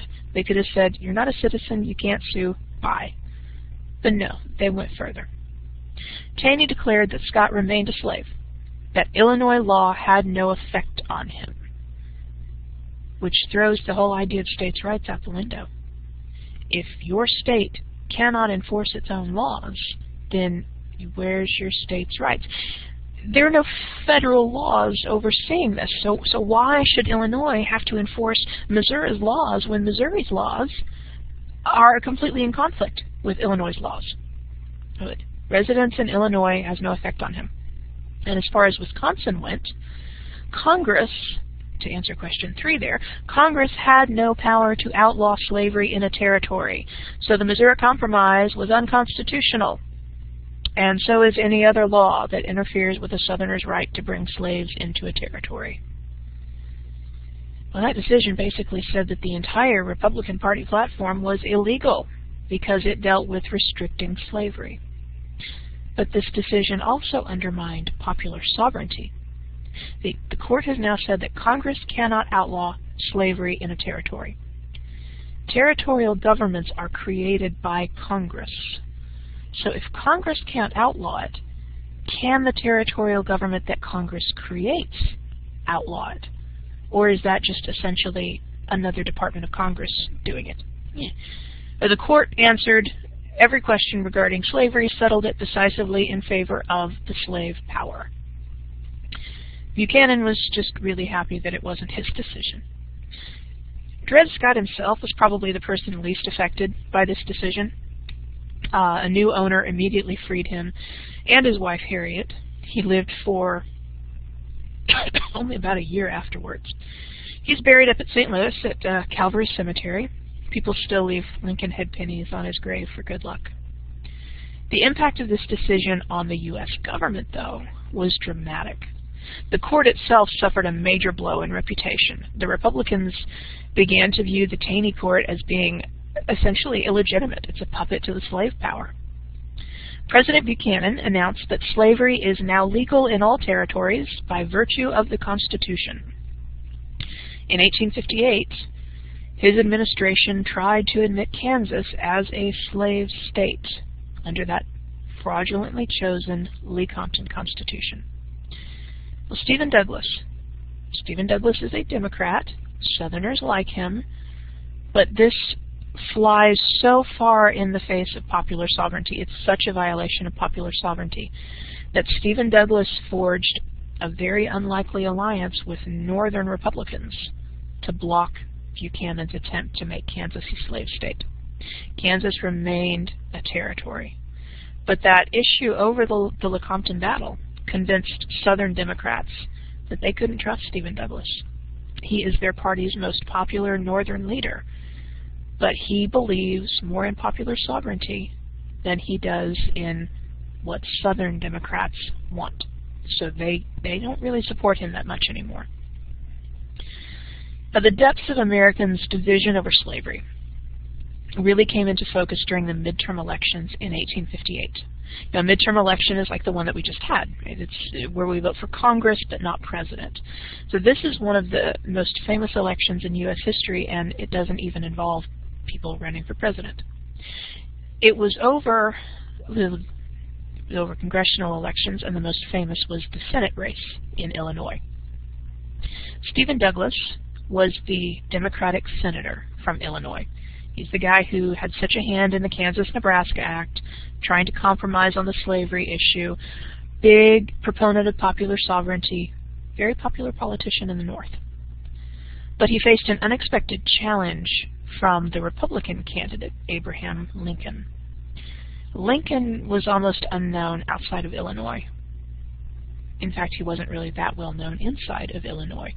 He had started trying to run for public office when he was 21, the first year that he was able. Never really had a lot of success. He'd served a little bit in the state legislature, served one term in the U.S. House of Representatives. Unfortunately, he'd served during the Mexican War, and he criticized the war, and his constituents were just infuriated, so they didn't reelect him. Lincoln got swept back into politics during the 1850s because of the slavery question. Now, he was not an abolitionist, although he did say once that he hated slavery as much as any abolitionist. Unlike abolitionists, Lincoln was willing to compromise with the South to keep the Union together on most things. He compromised on the Fugitive Slave Act. He compromised on the gag order that said we're not even going to talk about slavery. But he would not compromise on the expansion of slavery. That's the line. Now, Lincoln's criticism of the expansion of slavery really gave a voice to the Republican Party. His speeches took that moral revivalist fervor of the abolitionists and combined it with respect for law and order and respect for the Constitution that appealed to more conservative Northerners. In 1854, he gave a speech about the expansion of slavery, and he said that he hated it because it deprived the United States of its influence. It let our enemies call us hypocrites, and it made our friends doubt our sincerity. Lincoln said that if slavery were allowed to expand, it would kill the love of liberty in the United States, and it would forever end America's special mission to be a symbol of freedom. Now, Lincoln was kind of a dreamer. He'd been born in the early 1800s, very firmly a child of the market revolution. He'd worked for the Illinois Central Railroad. It was one of the biggest corporations in the nation. But his ideal America was very Jeffersonian. You know, small producers, family farms. During the 1850s, in Illinois at least, that was still the reality. Property-owning farmers, independent craftsmen, independent shopkeepers, they still far outnumbered wage earners in Illinois.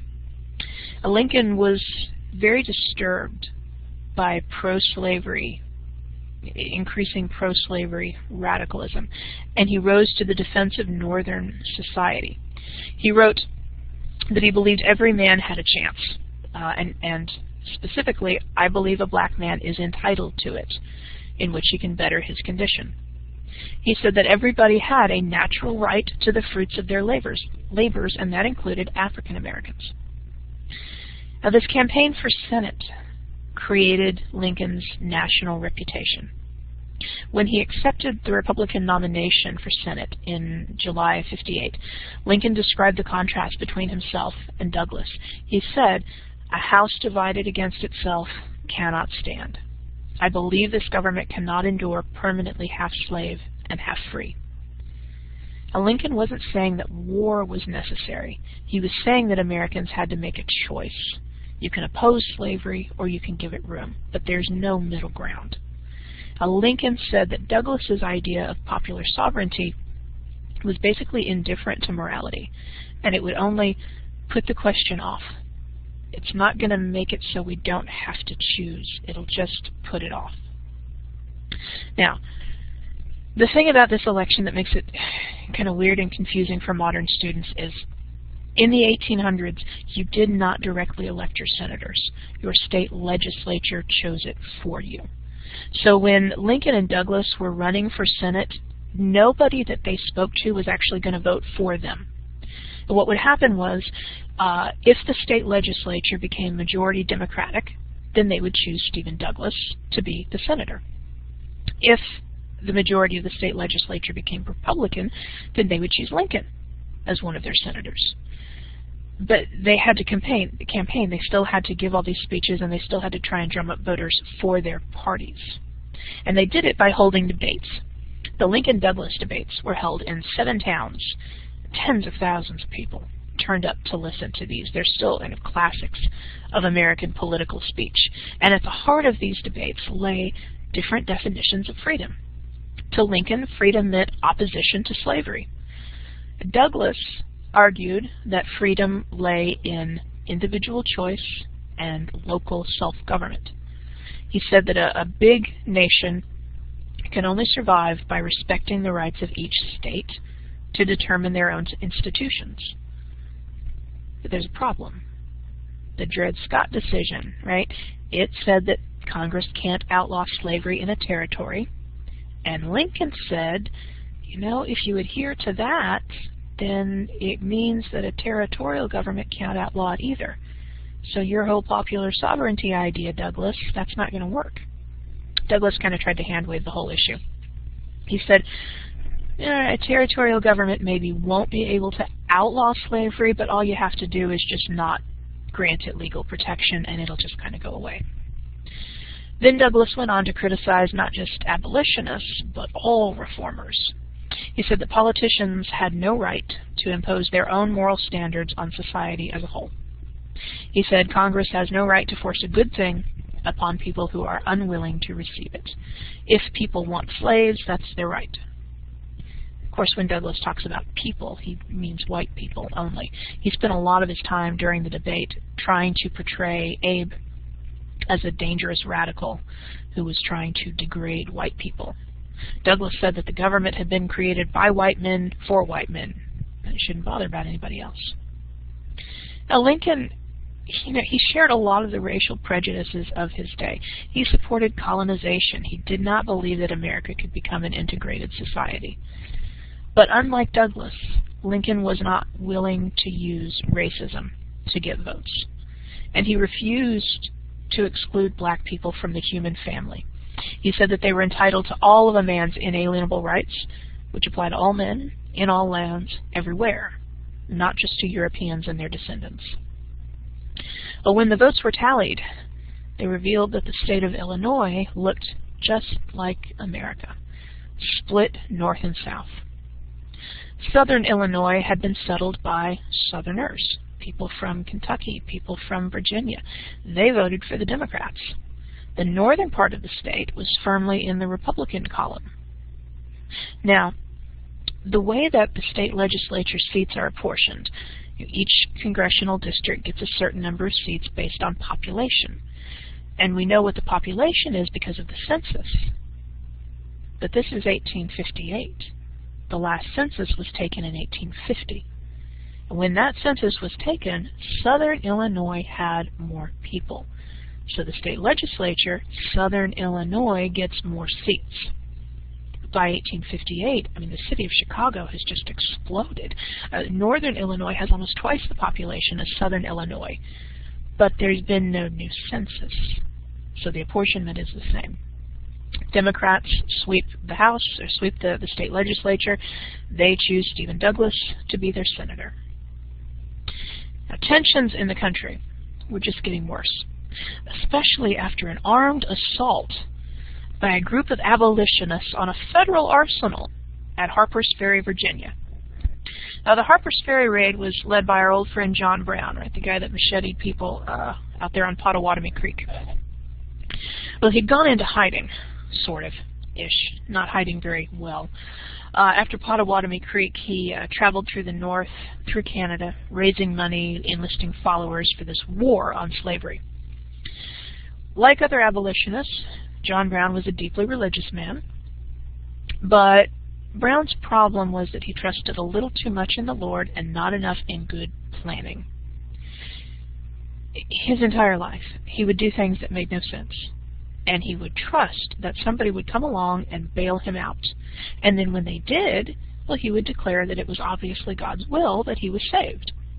When he led the raid on Harper's Ferry, Brown seemed to genuinely believe that his cause was so just that God would not let him fail. On October 16th, Brown led 21 men to seize the arsenal.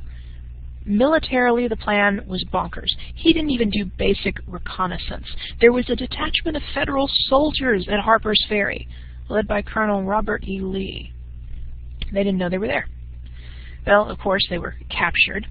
Brown was placed on trial for treason against the state of Virginia. Now, before this trial, John Brown had not been a very popular man. Not in the South, certainly. Not even with other abolitionists, because he was violent. Most abolitionists were pacifists. But this particular trial seemed out of line to many Northerners. Brown was put on trial for treason against Virginia, not against the United States. Now, because he did attack a federal arsenal, it would have been fully legitimate for him to have been tried for treason against the United States. But he didn't live in Virginia. You can only commit treason against a place where you are a citizen, and Brown didn't live in Virginia. During the trial, Brown conducted himself with unusual dignity, and he won admiration from millions of Northerners who really disapproved of his methods, but liked the message. When the governor of Virginia ordered Brown to be executed, he essentially turned John Brown into a martyr and a symbol for the North. Henry David Thoreau said that John Brown was a crucified hero. A lot of Southerners found this very troubling. John Brown was getting far too much sympathy from the North, and it widened the gap between North and South. Brown's last letter was nothing but this very brief prophetic statement. I am now quite certain that the crimes of this guilty land will never be purged away but by blood. But with the Republicans gaining strength in the North, Democrats might have been expected to close ranks and rally behind their party and be unified as the next election comes up. But by this point, a sizable group of Southern Democrats were beginning to talk about leaving the Union entirely. Lincoln hasn't been elected. Lincoln's not even running yet, and they're already talking about leaving. Throughout the 1850s, political leaders had kept up this drumbeat of complaints about the South's problems. You know, there's the sky-high price of slaves, many small farmers can't become planters, many white Southerners felt like their opportunity for independence was slipping through their fingers, which was true. But it was being caused by the big planters. The big planters kept the prices high. The big planters controlled who got the best land. And instead of blaming the planters, they chose to blame Northerners. To remain in the Union, they felt, meant to accept subordinate status to the North. But an independent South could become a slave empire, might be able to take over the Caribbean, maybe Central America, maybe South America, maybe all of it. More and more Southerners were talking openly about expanding into the South. In 1854, the U.S. ambassador to Spain had tried to persuade the United States to buy or just take Cuba, where slavery was still legal. Meanwhile, William Walker, who was an adventurer from Tennessee, led a series of expeditions into Central America to try and find more slave territory. Walker, in 1853, he led a band of men who captured Baja California, which is part of Mexico. It's where Tijuana is. They basically just marched in there and said, hey, this is ours now. He named himself the president of this independent republic. Well, of course, as soon as the Mexican government heard about it, they sent in the Navy, and Walker had to beat a very hasty retreat. Then he, where'd he go next? Oh, Nicaragua. Got involved in the Nicaraguan Civil War, took about 300 men in, joined one faction of the Nicaraguan Civil War, and when they won-ish, they captured the city of Grenada. And he proclaimed himself the president of Nicaragua. President Pierce actually tried to recognize him as the legitimate president of Nicaragua, but Nicaragua's neighbors did not, and they sent in troops, and once again, Walker had to flee for his life. All of this nonsense that he's doing, clear violations of American neutrality laws, but Southerners loved him, because he promised that if he ever actually got to keep a hold of one of these countries, he would make it a slave nation and an ally of the South. By the late 1850s, Southern leaders were doing everything to strengthen slavery. A South Carolina politician said, "Slavery is our king. Slavery is our truth. Slavery is our divine right." New state laws tightened owners' hold over their slaves. One in Louisiana just simply said, no more slaves will be freed. Some Southerners wanted to reopen the transatlantic slave trade. They hoped that if they could get more of a supply, it would lower the price, more people could buy slaves, and if they owned slaves, they would be more willing to defend slavery. By 1860, 7 Southern states had gone on record demanding that the Democratic platform promise to protect slavery in all new territories. No Northern Democrat could accept that demand.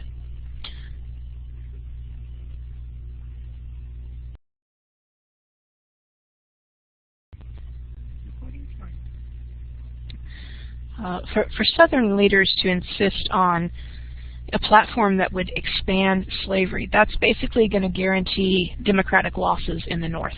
Northern voters are not going to support that. But that's what those Southern nationalists wanted. They wanted to split the party. They wanted to split the country. They wanted to form an independent Southern Confederacy. And when the Democratic Convention met in April of 1860, Stephen Douglas's supporters had a slight majority. But to be the nominee, you need a 2/3 majority, and he couldn't get that. Southern Democrats would not support him because he had fought against Kansas slave statehood. He was refusing to support imposing slavery on all the territories. He's in favor of popular sovereignty, not forced slavery. The Southerners were still fighting to bring Kansas in as a slave state. When the Democratic Convention adopted a platform that supported popular sovereignty instead of enforced slavery. Delegates from the 7 slave states of the Deep South walked out, and the convention just kind of collapsed in confusion. It took another 6 weeks to replace the deserters, and eventually Douglas was nominated. But he knew, and so did everybody else, that Southern Democrats would not support him. The Southerners nominated their own candidate, John Breckinridge of Kentucky. The Democratic Party had been the last real bond of national unity, and now it is shattered. Traditionally, those national conventions were places where party leaders from different states compromised. They got together with their counterparts from around the country, and they compromised, and they reconciled their differences, and they came up with national solutions. But in 1860, neither Northern nor Southern Democrats were interested in compromise. Southern Democrats didn't trust Northerners. Northern Democrats could not accept a platform that would guarantee their defeat in the North. Meanwhile, the Republicans, they gather up in Chicago. They all pretty much agree we want Lincoln as our candidate. No trouble with that. Lincoln was the moderate candidate. Their only other option was William Seward, who was fairly radical-ish against slavery. He was certainly a free soiler and very, very close to being an abolitionist. Lincoln talked about the Constitution. He talked about his devotion to the Union. Moderate and conservative Republicans really liked that. And he did every now and then throw in a couple of words about the moral outrage of slavery, and so free soilers and abolitionists kind of like that. In effect, 2 different presidential campaigns took place in 1860. In the North, it was Lincoln versus Douglas. In the South, the Republican Party barely existed, and 3 candidates fought it out. You got Douglas for the Northern Dems, Breckinridge for the Southern Dems, and a guy named John Bell for the Constitutional Union Party. Their only real issue was hold the nation together. Let's not have a war. The most striking thing about the election returns was how very, very sectional they were. Lincoln carried the entire North, 180 electoral votes. Breckinridge got most of the slave states, although you'll notice Bell there in blue, he carried 3 in the Upper South. Those are the states that really, dear God, just don't want a war. Stephen Douglas only outright won Missouri. Now, it's interesting that Douglas did have support in all the different regions of the country, but not quite enough to beat any of the other candidates. Typically, Douglas would come in second in just about every state. Douglas came in second. In a way, that was kind of like a vindication of all his attempts to hold the nation together and compromise and not let this conflict get out of hand. But second place in every state doesn't win you an election.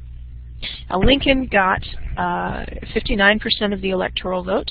He got well over half of the popular vote, about 1.8 million popular votes, and that is enough to be elected.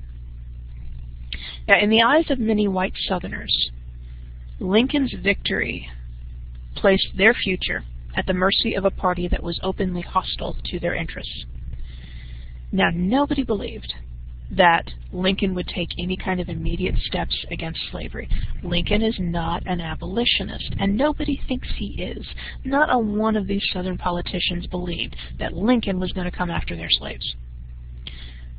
But the election of 1860 seemed to be a fundamental shift in power. And if Republicans take over now, moderate to conservative Republican, well, who can say what's going to happen in 4 years, or 8 years, or 12 years? Southerners were afraid that Republicans would just get more radical. Not that Lincoln is, but maybe the guy after him will be. So they decided to strike out for independence. Before Lincoln ever took office, 7 states, from South Carolina to Texas, seceded from the Union. These are the states of the Cotton Kingdom. This is where slaves represent a much larger part of the total population than in the Upper South. The first to go was South Carolina. They had the highest percentage of slaves, They had a long history of pro-slavery radicalism. Now, you will hear people say that the South didn't secede because of slavery. No, no. They seceded because of economics, or they seceded because of states' rights, but it really wasn't about slavery. That is bullcrap. Every state that seceded issued a declaration of secession, just like South Carolina did, and every one listed slavery as at least one of the reasons for leaving. The North is threatening slavery. South Carolina, this paragraph is just an example of about 3 pages of pro-slavery whining. Slavery is the only issue that South Carolina mentions in their declaration of secession. They say that slavery is a sin. Our feelings are hurt. We're leaving. Eventually, they're going to take away our slaves. Our feelings are hurt, so we're leaving. They specifically said that they're going because Lincoln is hostile to slavery. Not that he's going to take their slaves right now, but that he's hostile. As the Union unraveled, President Buchanan seemed paralyzed. He's still in office. Lincoln has not been inaugurated yet. The president is a guy who doesn't want to be blamed for anything. So he denied that these states had a right to secede, but he also said that he didn't really have any right to use force against it, so it's not my fault, basically. Other leaders did try to find some solution. A senator from Kentucky proposed a series of constitutional amendments to kind of placate the South. He wanted one that would guarantee protection for slavery where it existed, and one that would extend the Missouri Compromise line all the way across the continent. But the South rejected that as too little too late. Abe even opposed this plan. He was willing to compromise on a lot of issues, but not the expansion of slavery. Lincoln believed that a fundamental principle of democracy is at stake. He was elected fair and square by a majority of the people because they liked his platform. But now the South is demanding that he give up that platform in favor of the one that had lost. If the losers in an election get to dictate to the winners, then from Lincoln's point of view, that kind of undermines the entire point of voting. You know, why not just suspend elections and let the South run the country? Now, before Lincoln took office in March of '61, the 7 seceders formed the Confederate States of America. They adopted a constitution. They chose Jefferson Davis of Mississippi to be their president. The Confederate Constitution was modeled closely on the U.S. Constitution, with a few changes. Cabinet members were allowed to be congressmen, largely because the way the South had their voting laws set up, you could really only hold office if you had a massive amount of property, and that, there just weren't that many men that could do it. So they kind of had to do double duty. If you want to keep power in the hands of only the very, very wealthy, which they did, then you're going to have to let them double up. And their Constitution departed most sharply from the U.S. Constitution in explicitly guaranteeing slavery both in the states that already existed and in any territory that they got. The Vice President of the Confederacy, Alexander Stephens, said that the cornerstone of the Confederacy is that slavery is a natural and normal condition. The cornerstone of the Confederacy. Lincoln still didn't believe that war was inevitable. When he became president, 7 states had seceded, but there were still 8 slave states in the Union. Now, those states had, a much lower proportion of slaves than in the Deep South. And large parts of the white population in those states didn't think that Lincoln's election justified dissolving the Union. And that was true even in the Confederacy.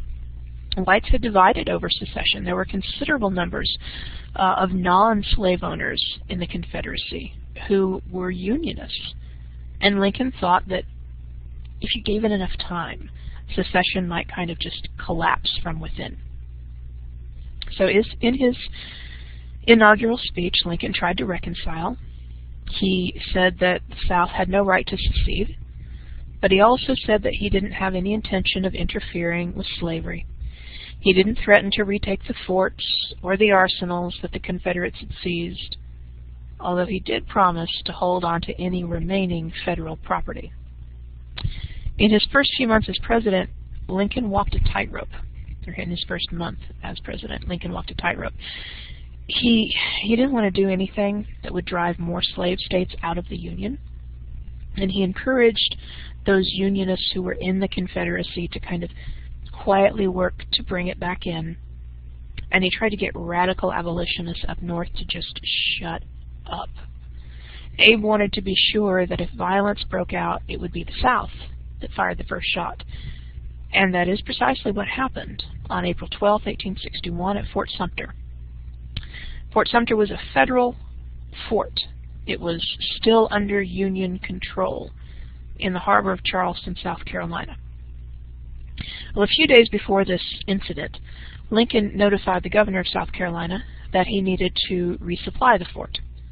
Federal soldiers were in it, it was on federal land, and they needed food.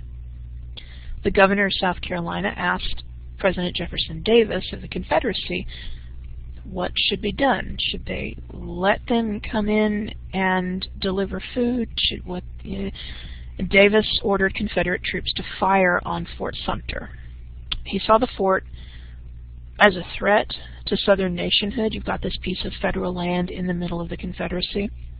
And he also thought if he could get Lincoln to shoot back, that might force those 8 other slave states to choose sides. 2 days later, Fort Sumter fell to the Confederates. Lincoln announced that the South was in rebellion, called for 75,000 volunteers to suppress it. And Davis's gamble paid off. Within weeks, now that they're forced to choose, Virginia, North Carolina, Tennessee, and Arkansas all joined the Confederacy. Lincoln later said both sides claimed to hate the war, but one of them would rather make war than let the nation survive, and the other would accept war rather than let it perish. It's not like people didn't see this coming. 20 years before this happened, a poet named Henry Wadsworth Longfellow had published a collection of works about slavery, and one of them was called The Warning. And in that poem, Longfellow compared the American slave to the biblical figure of Samson. You know the story of Samson. He destroyed the temple of his captors after being chained for so long. And he wrote, "There is a poor blind Samson in this land, shorn of his strength, bound in bonds of steel, who may in some grim revel raise his hand and shake the pillars of this commonwealth, till the vast temple of our liberties a shapeless mass of wreck and rubbish lies." In 1861, the Union created by the founders lay in wreck and rubbish. And the struggle to rebuild it would bring about a new birth of American freedom. And that's what we'll get to in the next lecture.